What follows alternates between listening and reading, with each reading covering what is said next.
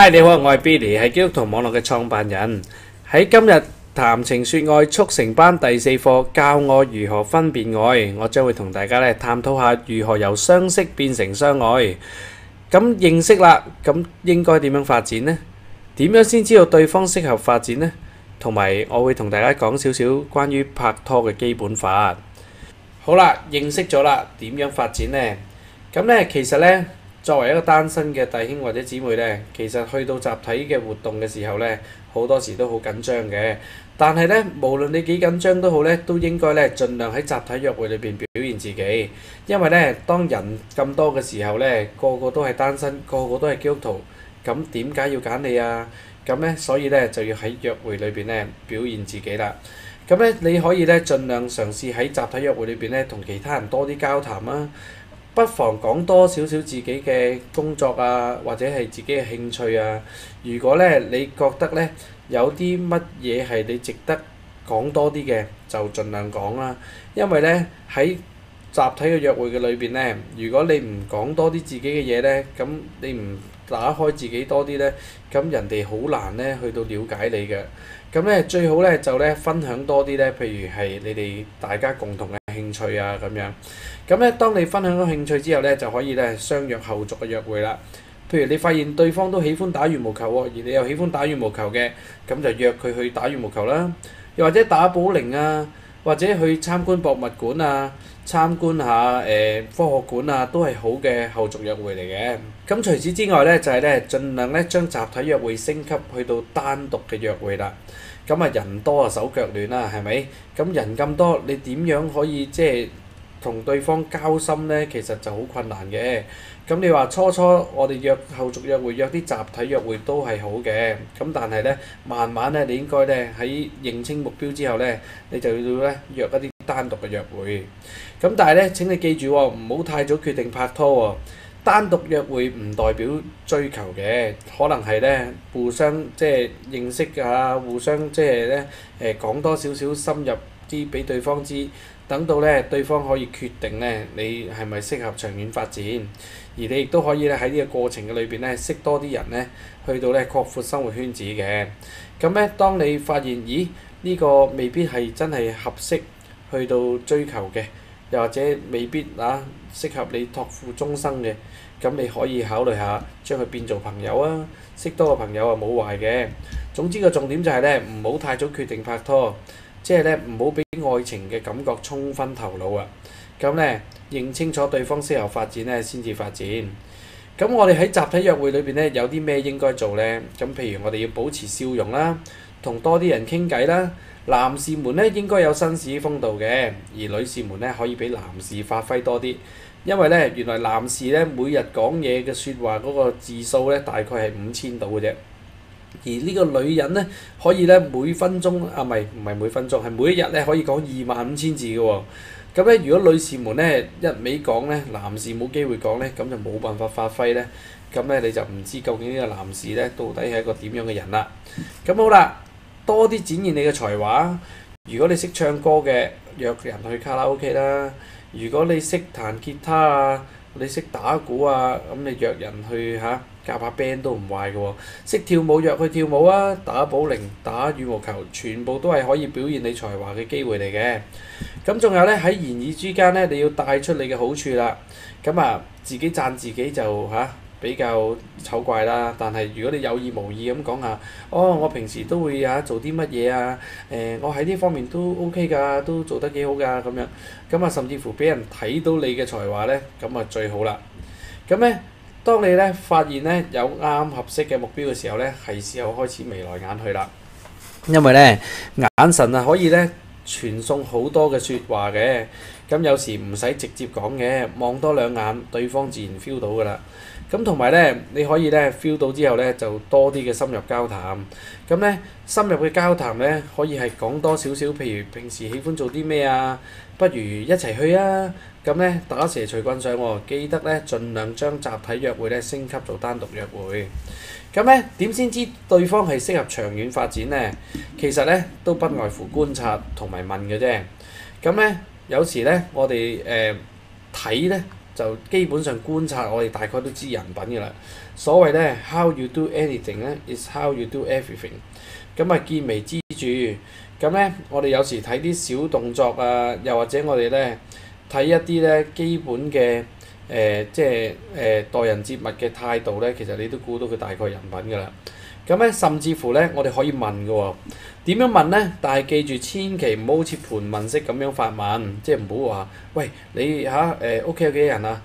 爸爸媽媽係咪仲健在啊？有冇細佬妹咧？即係唔好咁樣咯。你盤問咧冇人會答你嘅。咁咧要出其不意同埋旁敲側擊。咁咧你可以分段嘅發問嘅喎，由淺入深，同埋咧你可以先講少少自己嘅嘢，然之後咧氹人哋講喎。咁啊你可以用呢句説話好勁啊！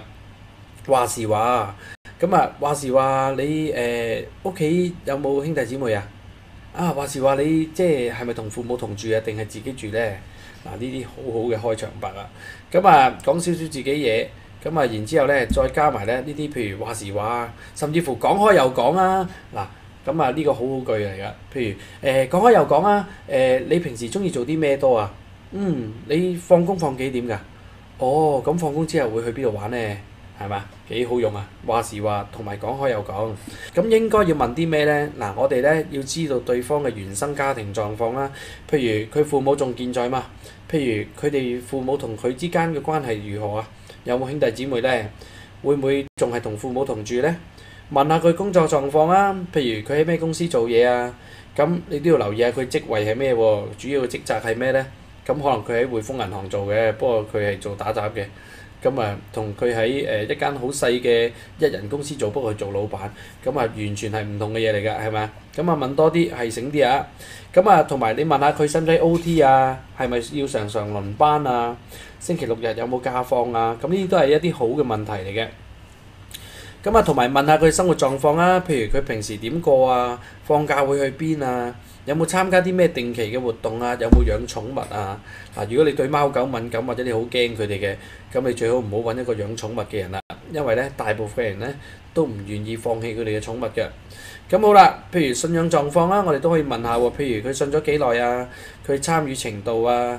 有冇侍奉崗位啊？有冇宗派嘅偏好啊？咁甚至乎我哋可以問下嗰啲戀愛狀況嘅。記住喎，冇盤問啊，旁敲側擊問下，譬如拍過幾次拖啊？幾時嘅事啊？有冇受傷害啊？因啲咩事分手啊？咁呢啲都係一個好好嘅指標咧。你睇到咧，佢之前咧點樣拍拖咧，你大概都估到佢將來會點拍拖。雖然咧，我哋講 the past does not equal to the future， 即係過去唔等於將來，但係咧過去咧係一啲指引嚟嘅。咁咧你大概都估到㗎啦。咁啊，譬如婚姻觀啦，呢個好重要嘅。譬如佢對婚姻嘅睇法啦，佢婚後嘅生活嘅憧憬啊。又或者佢想唔想要細路仔呢？譬如婚後會唔會與父母同住呢？咁呢啲都係一啲好重要嘅婚姻觀嘅問題啦。咁啊記住喎，如果你想要小朋友嘅，你就唔好揾個唔想生嘅咯喎，係嘛？咁咧呢啲及早發現呢，就可以咧避免因誤會而結合，同埋咧即係因了解而分開啦，係咪？咁其實咧，我哋都唔鼓勵大家咧太早決定拍拖嘅，因為咧其實最重要就係咧要認清目標先。如果咧你唔知道對方係唔係真係適合長遠發展，就貿貿然決定拍拖咧，咁咧受傷害嘅機會就好大啦。咁啊要知道啦，我哋作為基督徒拍拖應該以結婚為終極目標㗎嘛。咁所以咧，如果我哋唔肯定嗰個會係結婚對象咧，咁我哋就唔好太輕易拍拖啦。應該咧了解深入多少少咧，先至決定。咁咧當然啦，亦都唔好諗太多，但係個重點都係咧，因為婚姻係神聖嘅盟約嚟嘅，你同我咧都唔想咧搞禍佢嘅。咁所以咧問清楚、認清楚，同埋咧去即係相處一段時間咧，發現大家都係合適嘅話咧，亦都祈禱求問過神，甚至乎同組長確認過之後咧，咁你可以開始決定拍拖啦。咁婚姻係神聖嘅盟約嚟嘅喎，所以咧要記住咧，我哋咧唔好糟蹋愛情。仲有啊，記住要保持貞潔嚇。咁咧拍拖係好嘅，咁但係咧我哋鼓勵咧你咧保持貞潔。咁啊，因為咧即係我相信神喜悅咧，我哋喺婚姻以內嘅性生活，但係咧喺婚姻以外嘅咧，咁都係可免則免啦。咁記住保持貞潔嚇。咁咧，我同我太太拍拖之初咧，我哋都訂立咗一啲戀愛嘅原則嘅。其實咧，我覺得咧呢個約法三章咧，都係咧對於好多嘅戀人都有幫助嘅。咁我哋希望喺呢度咧同你分享一下啦。咁等你咧都有一個借鏡。咁咧當初咧我哋拍拖嘅時候咧，我哋咧就應承咗對方3件事嘅。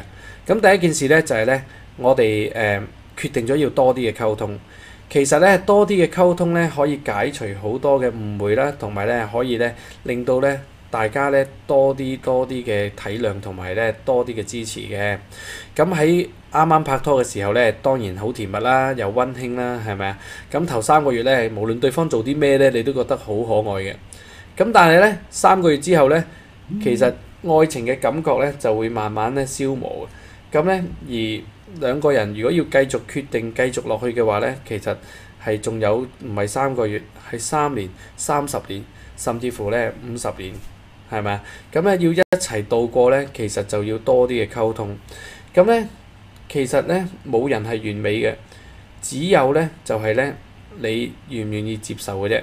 咁所以咧多啲嘅溝通咧，大家表達大家對於唔同事嘅睇法，咁咧可以互相同意，但係咧亦都可以同意對方嘅唔同意，咁樣咧就會減少好多嗌交嘅機會啦，同埋咧會增長好多嘅愛情嘅。咁第二點咧就係咧唔好嘗試改變對方，其實人係唔會變嘅，除非佢自己願意啦。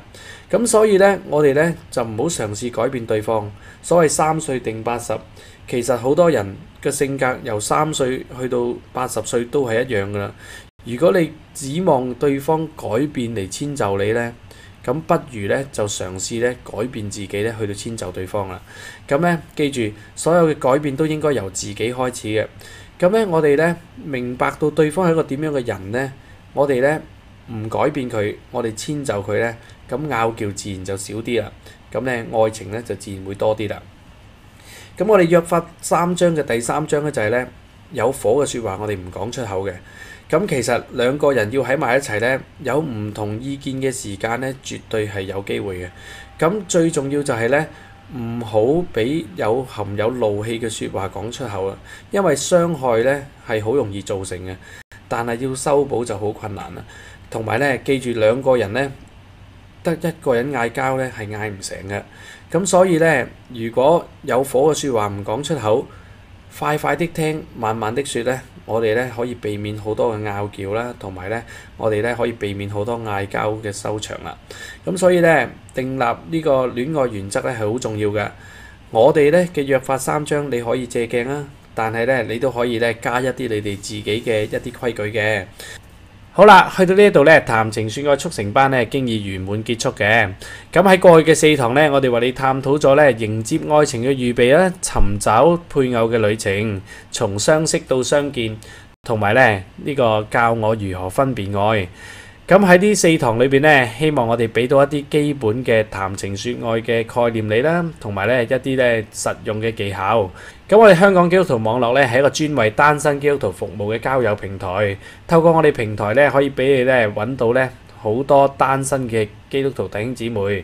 咁咧，我哋希望你可以喺我哋嘅網站度登記成為會員啦。如果你仲未登記嘅話，快啲去 hkchristians.com 登記啦。登記係免費嘅，你可以搜尋我哋咧700個單身弟兄姊妹嘅會員嘅資料庫啦。咁咧，我哋亦都鼓勵你咧嚟參加我哋嘅活動。咁咧，我哋嘅工作坊咧係專為單身嘅基督徒而設嘅。咁我哋會教授一啲談情說愛嘅技巧啦，一啲男女溝通嘅技巧啦，同埋個重點咧係俾你咧可以遇見咧好多單身嘅弟兄姊妹。